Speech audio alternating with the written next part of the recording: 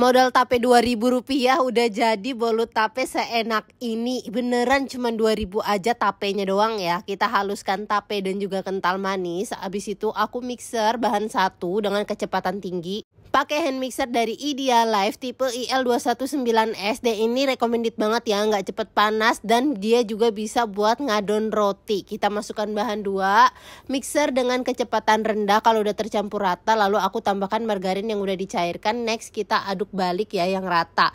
Tuangkan ke dalam loyang yang udah diolesin margarin dan tabur tepung terigu. Hentak-hentakan lalu aku kasih topping keju parut. Panaskan oven 10 menit. Aku pakai air fryer 6-in-1 by Idealife. Dia ini multifungsi banget ya. Selain buat nge-air fryer, bisa banget buat nge-oven. Suhunya 150 derajat kurang lebih 35 menit.